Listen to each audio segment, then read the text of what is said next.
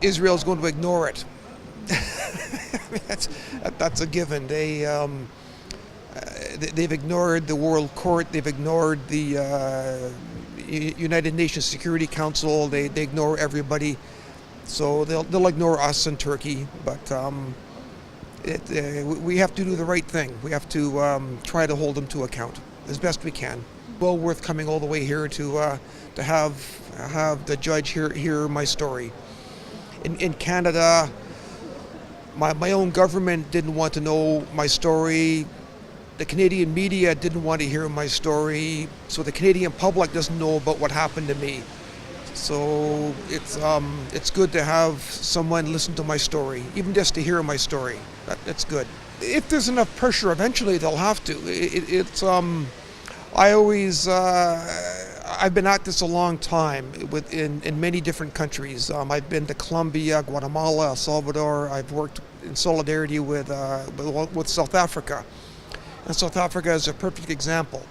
When I was a child and my mother and father fought for the freedom of South Africa, they thought that it wouldn't happen in their lifetime that South Africa would be free. It simply couldn't, never happen, they thought.